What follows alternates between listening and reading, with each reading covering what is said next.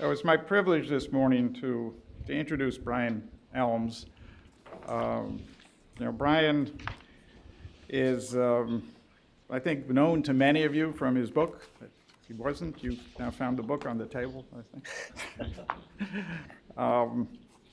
So Brian is really distilling the knowledge base in terms of what he terms peak performance, and that's very important. That we really translate the knowledge base into what can be, what can be applied, what can be, what the interventions could be, what the strategic plan is, in a sense. So we could, could show you books that are 500 pages, 1,000 pages. The precursor to this is possibly the long-forgotten Productivity Improvement Handbook for State and Local Government, 1980, 1,492 pages. Right? So it's very important to, to translate what we have learned, what we know in our journals, and I added the Public Performance and Management Review. We published thousands of pages. But how do you really get that into practice? How do you get it to the point where it makes a difference to people? So Brian is known as the former director of the Peak Academy and analytics for the city and county of Denver. You have a bio, which I'm not going to read. It's better to listen to Brian than listen to me read his bio, in a sense. So and then you've got that this is worth the price of admission alone. So Brian, the floor is yours, and thank you for coming. Thank you, Mark.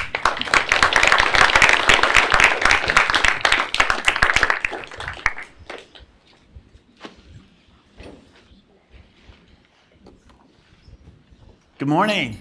Good morning. How are you? Cool. So for those of you who showed up a few minutes after we handed out the books are actually free. They're in the back. So feel free to grab one before you get out of here. You're welcome. Thanks for being polite and nice, hospitable. It's unusual in Boston. Did I say that out loud? I was thinking it. I'm not supposed to say it because there's a Tom Brady picture on the side here, and I don't know if I can actually do my entire presentation staring at a goat. It's just super, super offensive. Well, thank you so much to the entire team at Suffolk. I really appreciate it. I'm from Colorado, so I think we would say Suffolk, but I think you would say Suffolk. You're welcome. Being from the West, it's always fun to come out here and see how much you love your sports teams. It's pretty offensive, honestly. We're sort of tired of it. And I appreciate you taking that down. I like you, even. No, you don't have to. Please keep it out of my eyesight. That guy has ruined more lives than anyone else. Really? It's too early to make jokes about Tom Brady?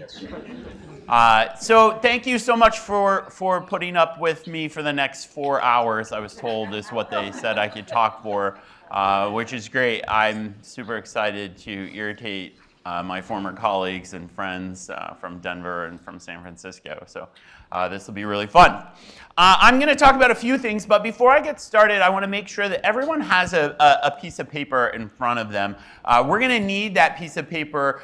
You're going to want to be able to rip it out of something because you're going to hand it off to someone else. So make sure you have some type of loose sheet of paper. I'm going to ask you to write down something and share it with your friends. And if you don't have paper, ask someone at your table to share some with you. Ryan, it's going to need to be a little bigger than that. You might have some issues with your Post-it note size paper. So now that you are thoroughly distracted in what you're going to do with this piece of paper, don't worry. I promise it'll be fun. I can't promise that, I'm going to turn off my phone so it doesn't do anything. I can't promise that it won't be interactive. So there's this cool thing out right now. It's called innovation. And everyone around you is talking about it, so much so that it has completely lost all meaning. It's very similar to smart cities. Too soon?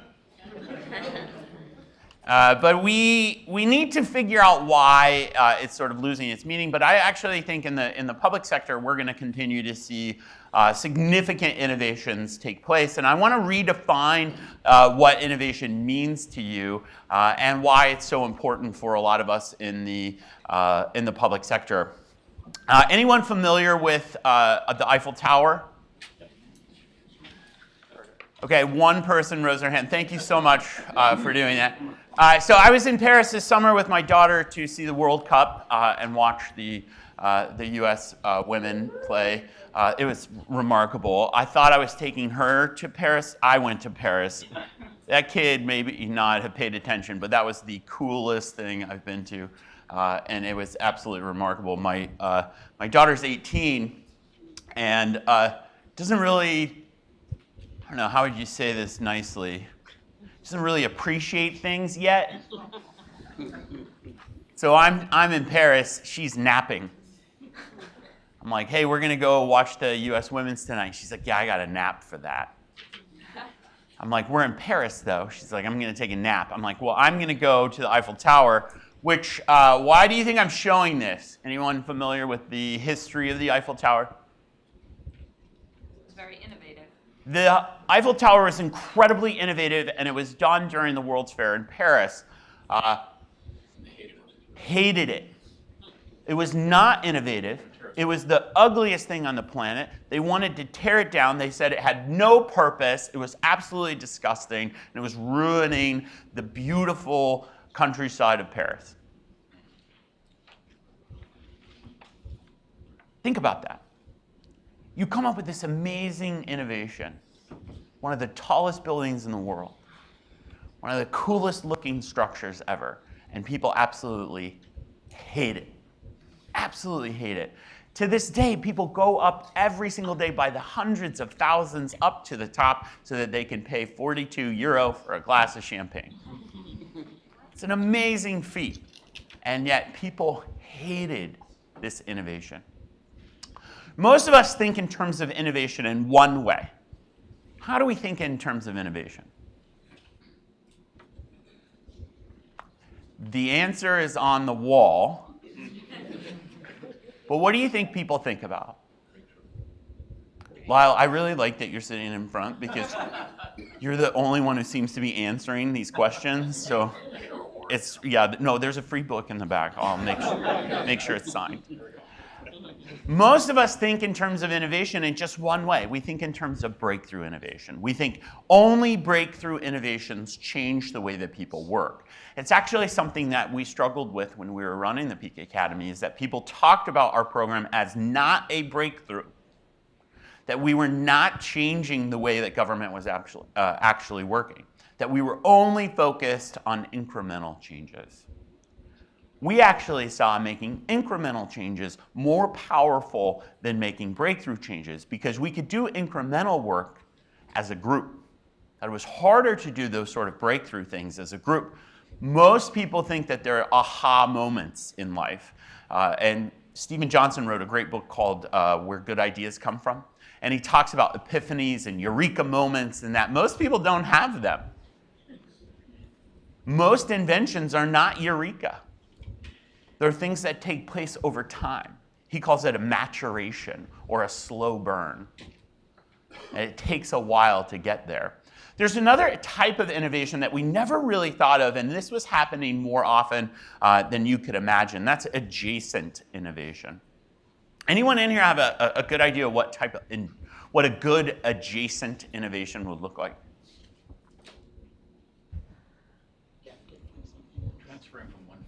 Man, Lyle, you're killing this. I'm so glad you're here. Yes, you're taking an idea from one group and moving it to another group. So imagine Public Works has figured out how to fill a pothole. We take that exact same technique and we bring it to the airport. How HR has figured out how to hire really, really fast in the public health department. We take that idea and we move it over to the library. We take what the library was doing on how to remove fees and fines out of people who aren't returning books, and we take that over to our animal control division. And we're actually returning the dog to the owner. Interesting idea. Because if we return the dog, what do we not do? Hey, easy. We don't, Lyle, woo! We don't have to feed it, we don't have to house it, we don't have to care for it if we return it in the field. That's where I was going. I know, I appreciate you. It's been a few months since I've seen you. How are you? Good. So these are the types of innovations that you can do. And we focused on simple, small, cheap innovation. Simple, small, cheap. Simple, small, cheap. We're focusing on simple, small, cheap in Denver, and now what I'm doing around the country is helping other cities launch programs that are similar, where you're looking for things that incrementally make it better. Can we fill an additional pothole today?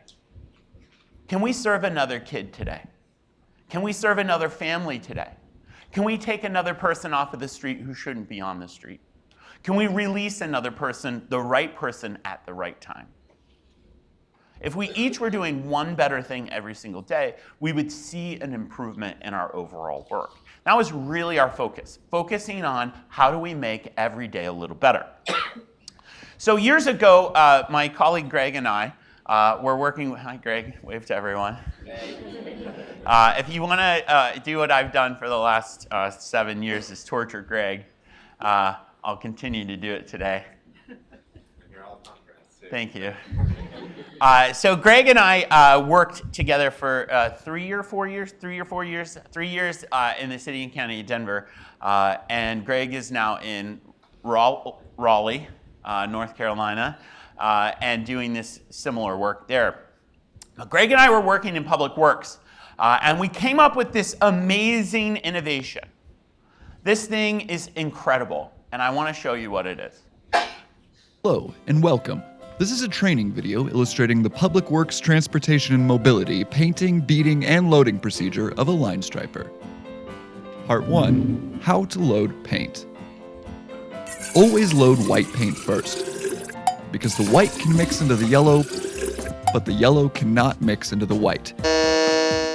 Wet the ground before the paint filling process. For ventilation, make sure that the cap on the paint tote is off. Put the adapter on the paint bin tote in order for the loading hose to fit properly. You get the point. What'd you just see? A training video. Why did we make a training video? So people would learn how to do something. Yeah, so people could learn how to do what? Load paint. Load paint. Why do you think we made this video? It's one thing to make a video so people could learn, but why else? Standardize it. We're standardizing it, yes. What else? Save money. Yeah. How are we saving money? Because they were making mistakes. They were making mistakes. Thousands and thousands of dollars of paint was lost every year because we were mixing the yellow and the white. Thousands of dollars. Now this innovation, to me, is one of the coolest things we ever did. However, when I posted it on YouTube, what do you think happened? I received 4 phone calls. 4 phone calls. What do you think they were? People hated it. Can you name one about something else? Oh my gosh, I love how positive you are. That is so cool. Can we make it one about something else? That is so cool. No. I did not get that phone call. I'm still waiting for it. If you want to give me a call later, I'll give you my number. Yes, I was ridiculed, but yeah, what 4 groups are going to call me and tell me you suck? Union. Oh, no, that's fascinating. The union is where you jump to first. No. I got a call from the city attorney. I got a call from Risk. I got a call from HR. And I got a call from Environmental Health. So why did the city attorney call me? They're going to fall on the wet floor. They're going to fall on the wet floor. That was Risk, actually. They were worried about the wet floor and that the safety goggles were on his head. No.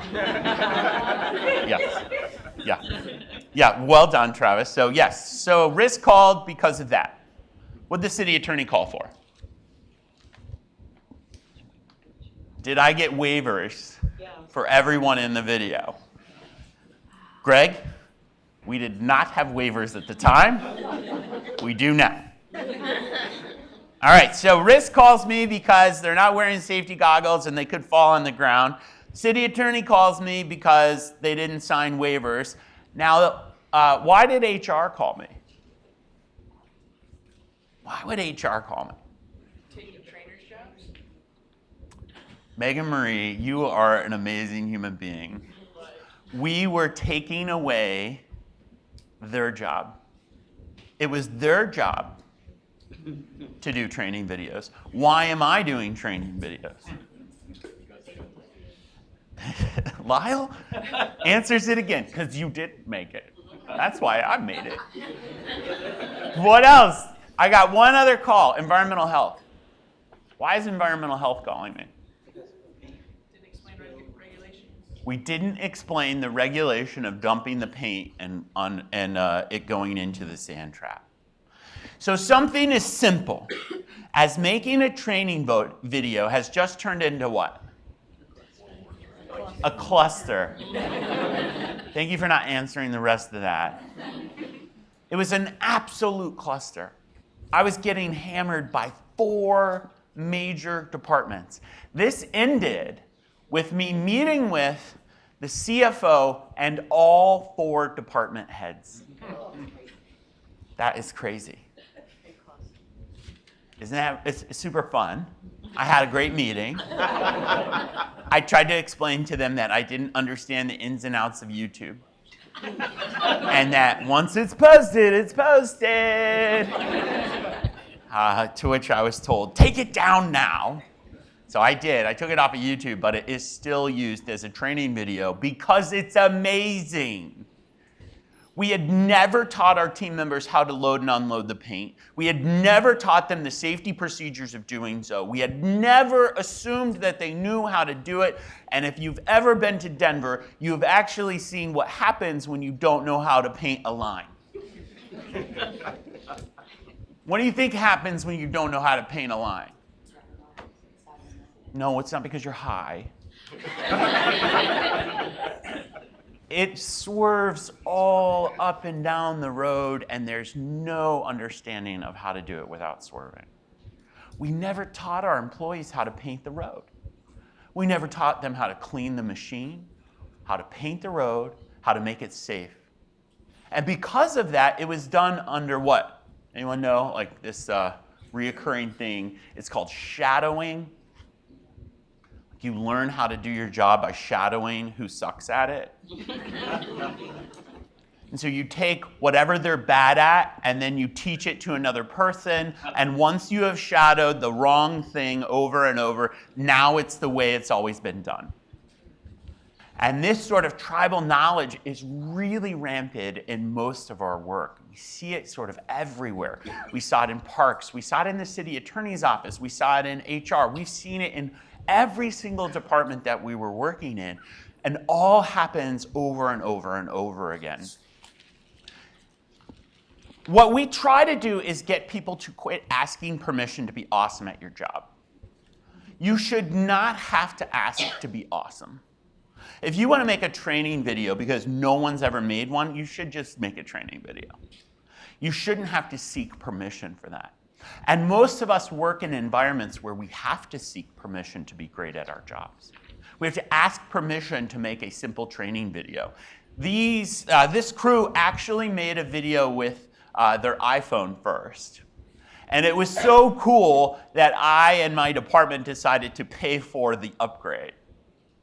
It was such a neat video. They walked around, they were like doing the whole voiceover thing. They were talking, they thought they were amazing. Everyone was wearing Bronco gear. Back when they actually had a team. My gosh, yes. Easy. We already took him out. We had to figure out ways to do things without having to ask permission. And one of the ways that you do that is if you remove resources out of the equation. So if you want to be awesome at your job, that's totally great, but we have to do it without additional money. We have to figure out how to innovate without resources because we're in a constantly constrained environment. We never have enough money to do what we want to do. So we have to figure out ways to do what we can do without additional dollars. And then another thing happened. Our team noticed that people had a tendency to blame others for why they sucked at their job. We would say, I would be great at my job if only HR would get out of the way. I could be great at my job if only I had the right app. I could be great at my job if IT didn't suck. And then you'd go to IT and you'd be like, hey man, everyone's complaining about you. They say you're blocking them. And they're like, yeah, that's because the city attorney sucks. This constant push that everyone else was doing something bad and that no one was looking at themselves as how could I fix this? What types of things could I do to make this service better? What types of things could I do to improve our service delivery? What types of things could I do every single day to help one more person? To be more impactful in my work. So we came up with this idea that's really based off of AA. How many of you are familiar with AA? Raise your hand. Not so anonymous now. So glad. A lot of my friends in the room, alcoholics. Great. No one likes jokes about alcoholics. Is it too early? So my youngest brother was a heroin and meth addict, and while he was going through his battle, still going through his battle, I learned this prayer. This really helped me handle his whole thing, but it also helped him handle his whole thing. But what it also taught me was I had no control over him. I had no understanding of what he was going to do any single day. And every time he got arrested, my dad and I would talk, and we would actually say this together. When we started our program in Denver, we started researching places like AA, mega churches. Why do people go to mega churches? Why do people go to AA? How is AA successful? How come the Boys and Girls Club can make sure that kids graduate from high school? Do you know that if someone has a mentor while they're going through high school, they have a 75% chance to graduate than someone without a mentor? So how could we take the idea from work on things that you have control over and then give people the same type of support that AA did? Give people the same type of support that Boys and Girls Clubs do. Give people the same type of support like they feel in a mega church. And if we could do that, would people start to innovate? And what we noticed is they totally will. They will all innovate. And as we were doing a lot of our work, and Greg knows this tremendously, probably more than any of the other folks on the staff, we also came across this book from Chip and Dan Heath. Anyone familiar with Switch? This book profoundly changed my understanding of change management. It profoundly changed my understanding of change management because it says we change every single day. So quit believing that people are reluctant to change or that they will resist change because we actually change every single day. It's a fascinating book, and it goes through the behavior science of change versus our old idea of change. And we decided that we had to start shrinking what people were doing in order to be effective. And all of those sort of ideas that I've just talked about are found in our, thank you, 100-page book, Mark, distilled from 1,400 pages of other people's work. I mean, you're welcome. I knew Cliff Notes were real. What we learned was we needed to get more and more people to learn what we were doing because we were getting bombarded from cities around the country and around the world asking us what we were doing, how we were doing it, and why it was effective. So we were asked to write this book by Governing Magazine, which is now defunct, unfortunately, which is really sad. However, they're still supporting it. You all get a free copy. It's signed. So while we were there, we wanted to figure out how could we demonstrate to people what they were doing and what they weren't doing. So many, many years ago, Greg actually helped us create this amazing data control, or in this case, a dashboard of all of the things that were happening.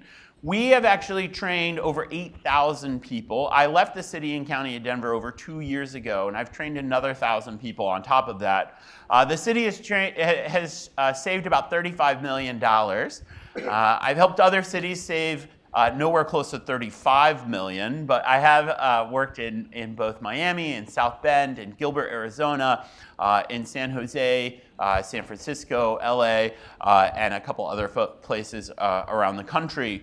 What we noticed were when people did things that they had control over and that were small, simple, cheap improvements, we had a 50% success rate.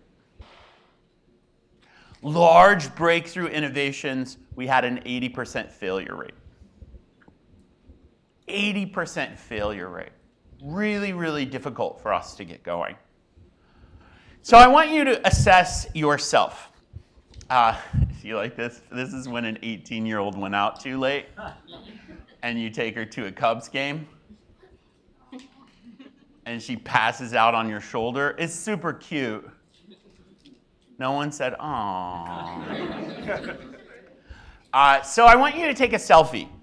And what I mean by that is I want you to evaluate yourself right now. I want you to tell me, how are you doing? Grade your innovation work. How are you doing in the terms of innovation? Between 1 and 100. Give yourself a grade. So grab that sheet of paper, give yourself a grade. Isn't that a cute photo? Thank you. One person. This is a safe place. This is anonymous. Don't put your name on it. You'll be fine. Grade yourself. Once you've graded yourself, I want you to tell me what needs work. What are you doing right now that needs some work? And then what's one thing I can control and I can improve tomorrow?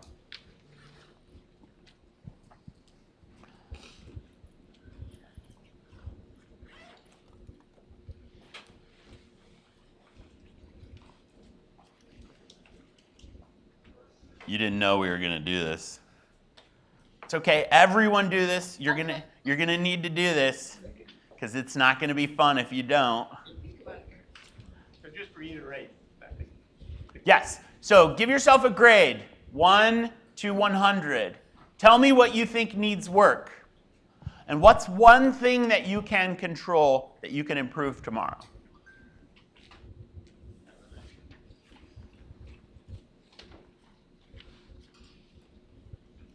Give yourself a grade. Tell me what needs work. And what's one thing you can control? You're going to want to write it down because it won't be fun if you don't.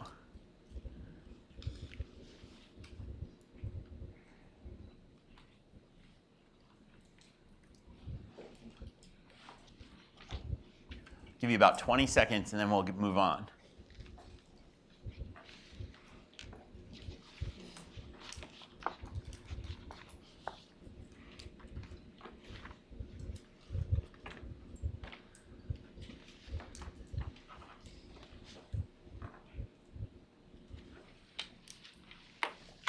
I think I like this photo because it's the only time I felt like she actually liked me.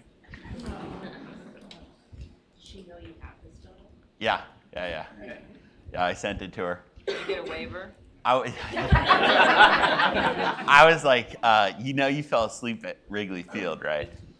She's like, yeah, that was embarrassing. I was like, you know what's more embarrassing? We have proof. And no one was really too worried about it. Right, well, I'm from Colorado.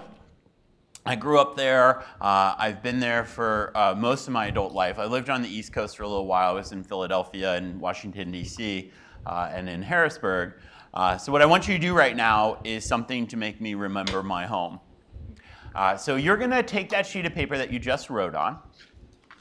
You're going to crumble it up.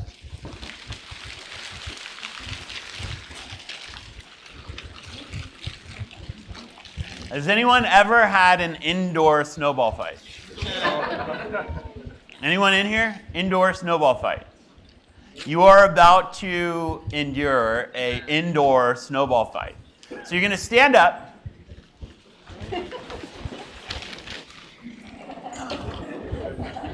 And if anyone's taking pictures, you're going to really want to do this now.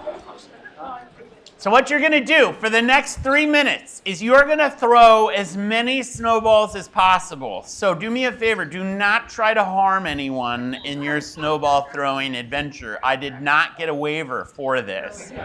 So you're going to throw as many times as possible. That's the best part about a snowball fight, is you want to grab someone else's snowball and throw it back. I want this to be spread out. So you're going to have to get all of the snowballs out there so you don't get yours back and no one can tell who you are. Deal? Awesome. Okay, what you're going to do is when I count to 3, you're all going to throw them at the same time. And we typically do the first one at me. All right, are you ready? All right, 1, 2, 3.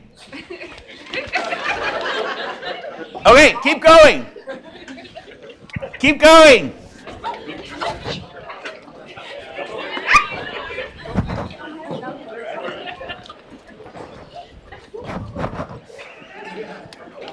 Act like you've never done this before. All right, so everyone find a snowball, and you're going to open it up.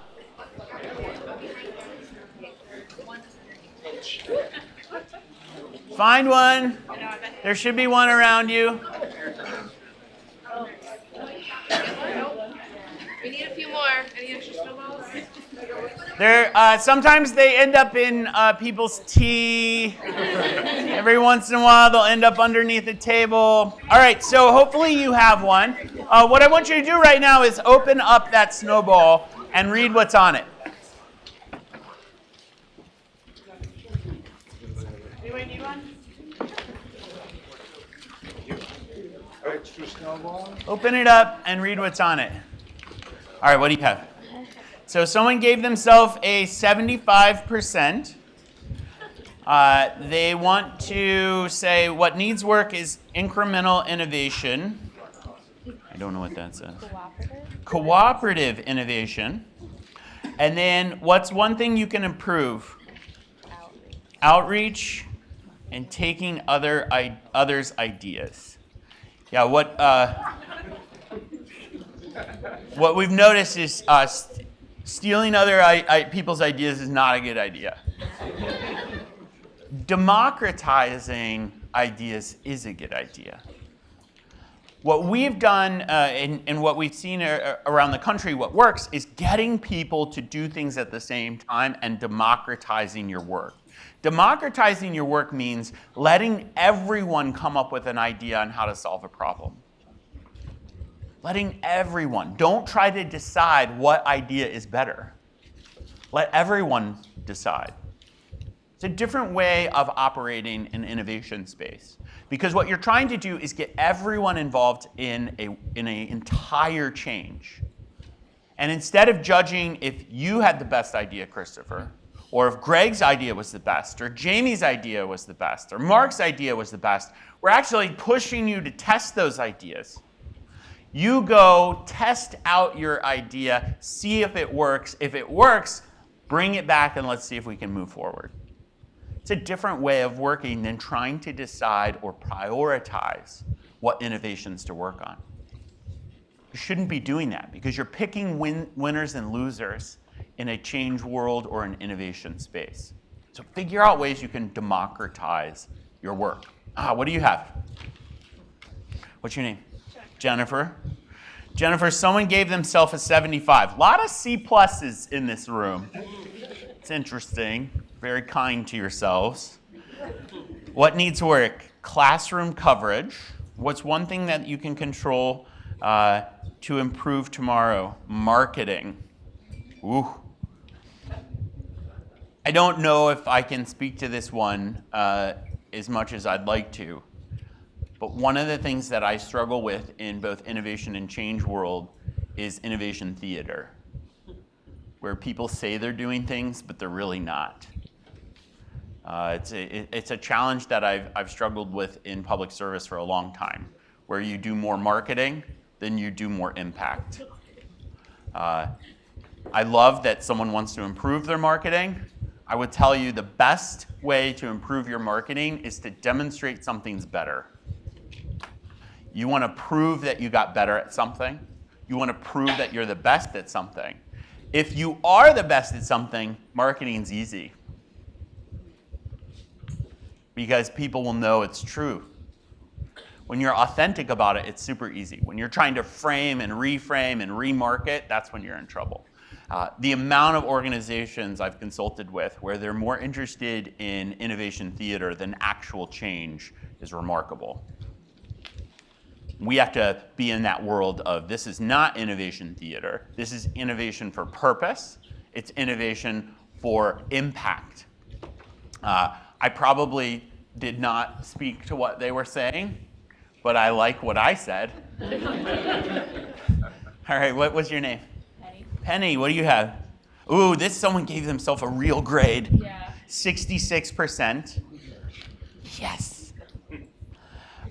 What's the thing that they need to work on is I need to be consistent. They want to be more consistent in their work.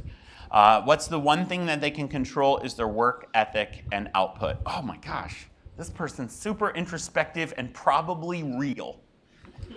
They answered this, Penny, in a more authentic way than most people do. So I love that you have it. How many of you in here, raise your hand, have something in front of you that has about 60 percentile, that gave themselves around the 60 percentile? How many of you in here are seeing something that says, I can work on myself?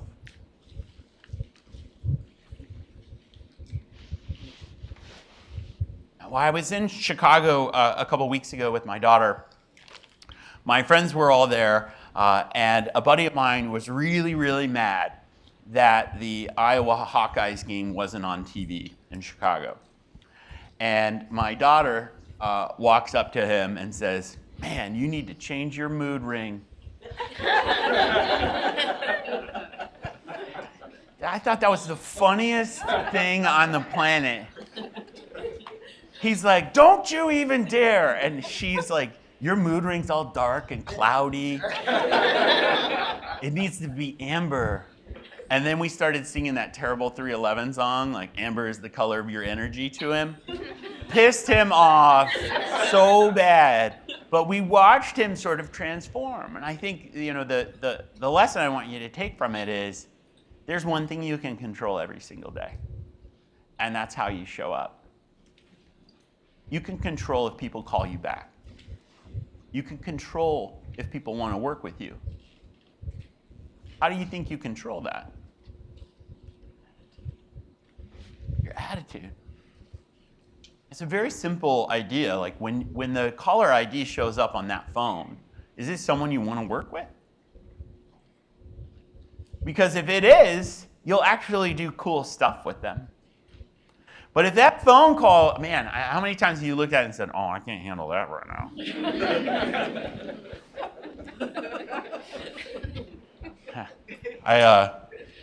There's a dude I used to work where we called him the time burglar. He just stole your time. So you pick up the phone, you're like, oh no, it's the time burglar. I don't have time for this. Those are the hard places to work. That type of stuff is really, really difficult. When you're doing this work, whether it's innovative or action or pushing people to make sure that you get stuff done, I want you to keep in mind the number one thing that you can control in any situation is how you show up. And if you show up to get things done, it becomes way, way more fun. People actually want to work with you. Keep in mind there are a few things every time you go to make something better. You want to think in terms of those incremental ways. How do I do simple, small, cheap improvements? How do I make things better in a simple, small way? I know it's crazy because you work in large bureaucracies. But when you work in a large bureaucracy and your team is working on making things better every single day, you'll start to see those improvements. If you're doing it without money and things you can control, it totally, completely makes it better. The last thing I want to talk about is this. This is a huge issue that we deal with every single day in terms of performance.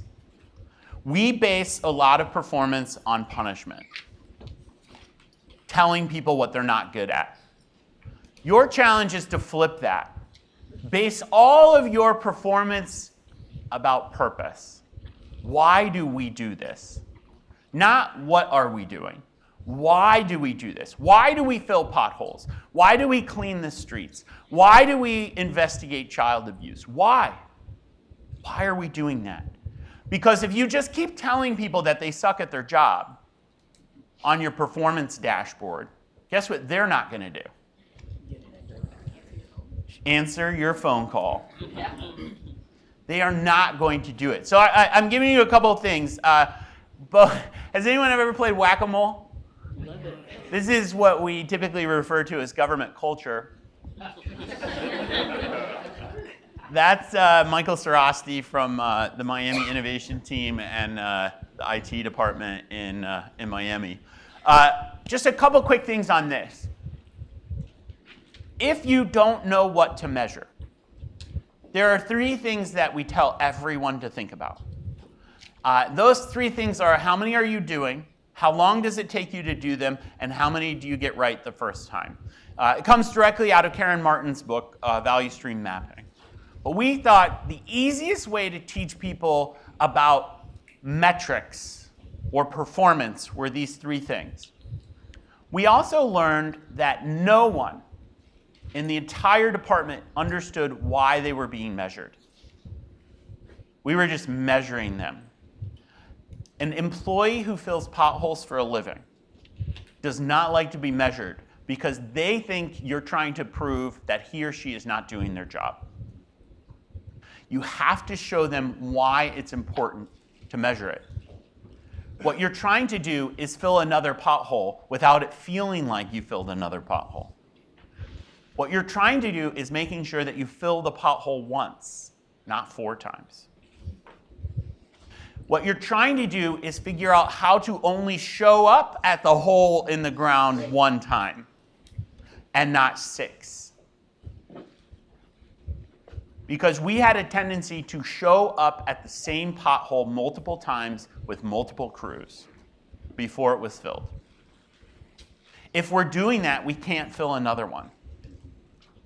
So instead of saying, I want you to fill more potholes, you're switching it to, I want you to get it right the first time. Because we need our transportation system to work. Thank you all for being here today. I'm going to leave you with this. Everyone likes the idea of innovating. But what it really means are long meetings, inevitable moments of self-doubt, angry emails, meetings with the city attorney, the head of finance, the public works director over a training video. And I ask you, are you in? Because that's really what it is. You will constantly be yelled at, the same way that the Eiffel and Mr. Eiffel's tower were yelled at for decades. You have to be able to listen to what they're saying, make a difference in what they're saying, but not stop. That's the secret. Don't stop making changes. Those changes need to happen.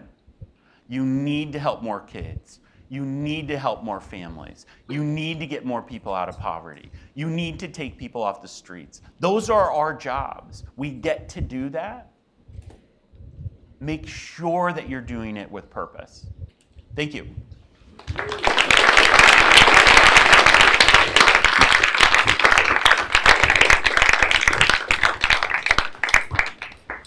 I think we have time for 1 or 2 questions. Oh my gosh, you want me to take questions, Mark? Okay, just one. No, I love questions. Who wants to be brave? That's a secret, right? Yes, sir. So what's the difference between improvement and innovation? Nothing. We reframed what improvement was. We reframed what process improvement was. And we did that by calling it innovation. Everyone wants to innovate. No one wants to do lean. We were taking what we knew in human behavior and human understanding and putting it into practice. Process improvement are long meetings that are terrible, and all you talk about is process. And so no one wants to go to that meeting. But everyone will go to the innovation meeting. Innovation hub, whatever you want to call it, that reframe changes the way that people see what they're doing. It's a good question. Yes, in the back. How do you get the most success for buy-in for the people who are not? My gosh. How do I get buy-in?